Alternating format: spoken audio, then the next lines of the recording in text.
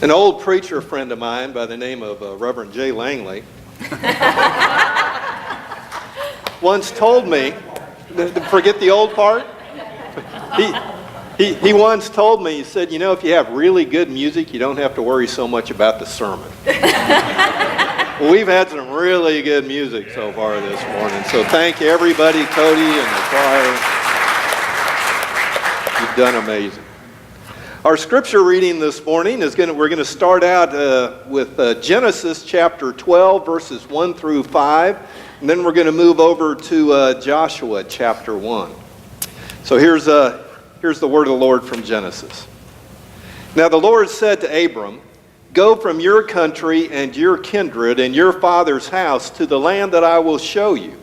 I will make of you a great nation, and I will bless you and make your name great so that you will be a blessing.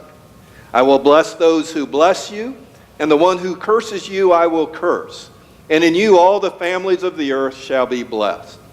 So Abram went, as the Lord had told him, and Lot went with him. Abram was 75 years old when he departed from Haran.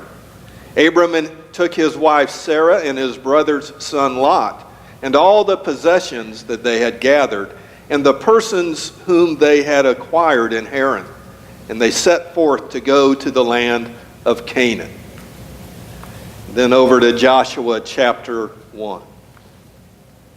After the death of Moses, the servant of the Lord spoke to Joshua, son of Nun, Moses' assistant, saying, "My servant Moses is dead.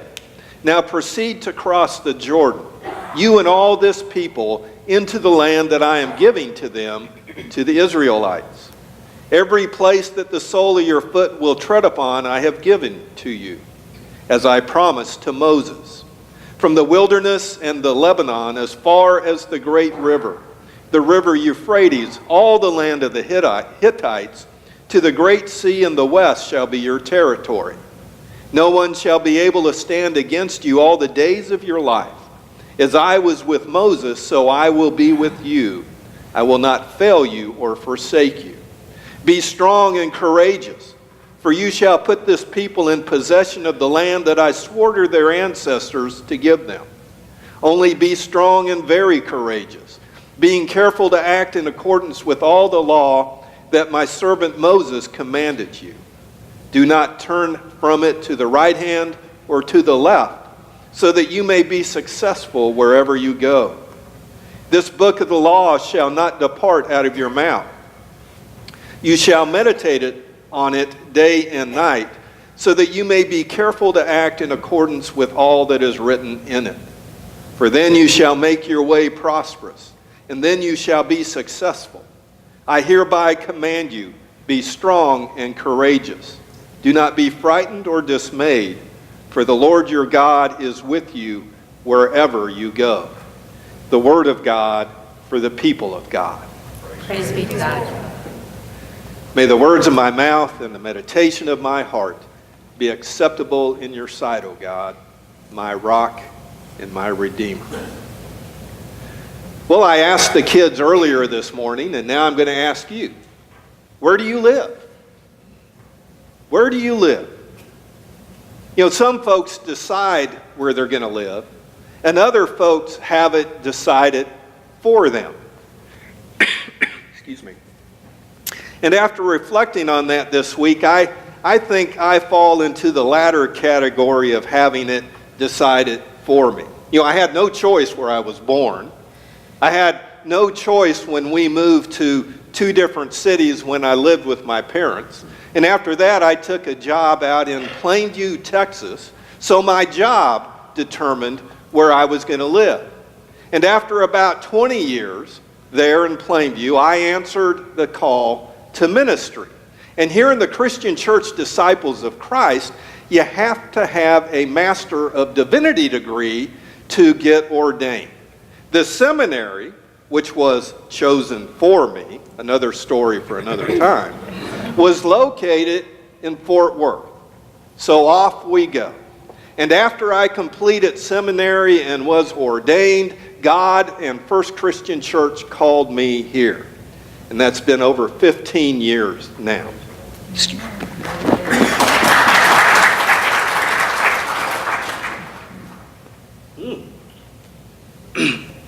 So I don't really feel like I've had a lot of choices where I've lived, that it's always been decided for me.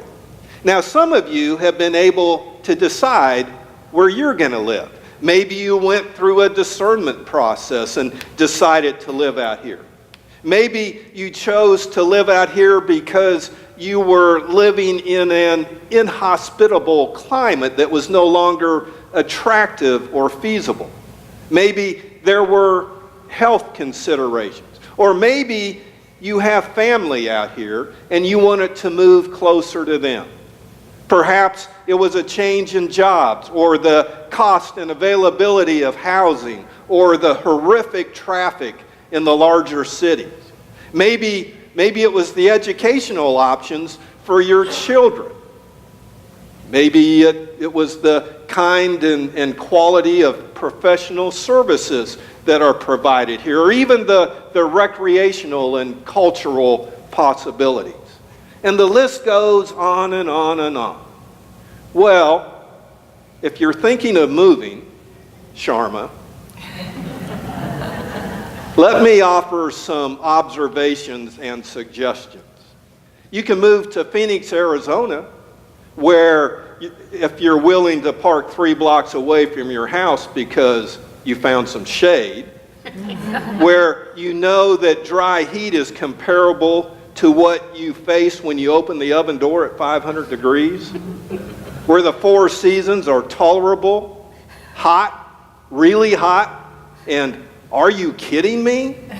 You can move to California, where you pull in over $450,000 a year and can't afford to buy a house, where the fastest part of your commute is backing out of your driveway, where you know how to eat an artichoke, where the 4 seasons are fire, flood, mud, and drought. You can move to New York City, where you think Central Park is nature, where you believe that being able to curse at people in their own language makes you multilingual, where you think that eye contact is an act of aggression. You can move to Wisconsin, right? Where you only have 3 spices, salt, pepper, and ketchup, where Halloween costumes have to fit over parkas, where sexy lingerie is anything flannel with less than 8 buttons, where the 4 seasons are almost winter, winter, still winter, and road repair. You can move to Alabama. Tracy would love to do this one. Where you can rent a movie and buy bait in the same store. Where y'all is singular and all y'all is plural, right? Everyone has 2 first names in Alabama. Billy Bob, Jimmy Bob, Joe Bob, Betty Jean, Mary Beth. Where you can say anything you want to about anyone as long as you end it by saying bless their heart. You can move to Colorado, where you carry your $3,000 mountain bike on top of your $500 car, where you tell your husband to pick up granola on his way home so he stops at the daycare center. It takes a minute to catch that. Where the top of your head is bald but you still have a ponytail. Where a joint is not a sleazy bar or a convenience store. You can move to Kansas, where your idea of a traffic jam are 3 cars waiting to pass a tractor. Or you can move to Florida, where everyone there can recommend an excellent cardiologist, dermatologist, proctologist, podiatrist, and chiropractor, right? Where the cars in front of you often appear to be driven by headless people. So there you have it. There you have it. Every place where one can live has its attractions and detractions, its ups and downs, its good and bad, its pluses and minuses. And that's been true ever since humanity first discovered caves, and that some caves were better than others. And it's certainly true of the characters in the Bible, many of whom moved oftentimes in their lifetimes for various reasons. As examples, I want us to think particularly this morning about Abraham and Joshua. Abraham and his family moved from Ur, a city which was located in modern-day Iraq, to Haran, which today is a site in Turkey, all the while traveling to Canaan, which was their final destination, although it took quite a few years for them to get there. And why did they move? Well, all we know is that according to the Bible, the move from Haran to Canaan was at the command of God. And then we find Joshua as the leader of the Israelites after the death of Moses, looking at Jericho and realizing that they'd have to conquer the city to gain access to the promised land flowing with milk and honey. Now, remember, this was after they had spent 40 years traveling through the wilderness following their escape from slavery in Egypt. And in both Abraham and Joshua's cases, we're talking about more than just the physical location of their dwelling places. We're talking about some other states in which they lived. I would say that Abraham was living in a state of expectation and anticipation brought about by the promises of God that he would somehow father a great nation. And that Joshua was living in a state of freedom, brought about the release of his people from a state of slavery in which they had existed for 400 years. So the states in which they lived had an emotional and psychological aspect which in some ways was far more important than the physical space they occupied. So how about you? Where do you live? Where do you live? Where are you living right now? Do you live in a state of anxiety brought on by financial or relational or professional or health or other worries and concerns?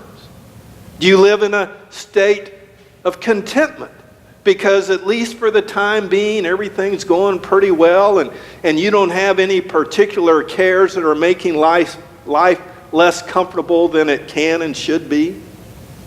Do you live in a state of fear, worrying about what the future might hold and concerned about the violence and the pain which just seem to appear to be overwhelming our planet? Do you live in a state of depression, which is caused by feelings of insecurity and inadequacy as you compare yourself to others who you think are doing so much better than you are? Do you live in a state of loneliness where you feel that you just don't have any close relationships? Do you live in a state of joy resulting from the good things that you're experiencing and a recognition that, you know, this world is a pretty wonderful place after all? Let me share the gospel, the good news of Jesus Christ. Regardless of your current emotional or psychological situations, each and every one of you are living in a state of grace. Let me give you the theological definition of grace. Grace is the free and unmerited favor of God as manifested in the salvation of sinners and the bestowal of blessings. Now, if you were to blast through all of that theological mumbo-jumbo, here's how John Wesley, the founder of Methodism, described grace. He said, "When I get to heaven, I shall see 3 wonders there. The first wonder will be to see many people there whom I did not expect to see. The second wonder will be to miss many people whom I did expect to see. And the third and greatest wonder of all will be to see myself there." My friends, that's grace. Grace is given to us by God. It's a gift that we don't deserve, but God gives it to us because He loves us. All of us can be recipients of God's grace. God offers it to each and every one of us. God offers it to every single person that you know. All you have to do is to accept it. And once you accept it, you can change your address because you'll be living in a state of grace.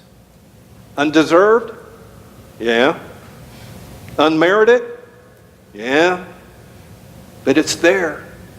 It's there for each of us. And perhaps, if and when we realize that, some of those other states in which we so often live, at least the less desirable ones, won't weigh us down quite as much. Where do you live? As a child of God, you know where you live. In His arms and under His care. And it's called grace, and it's good. Amen.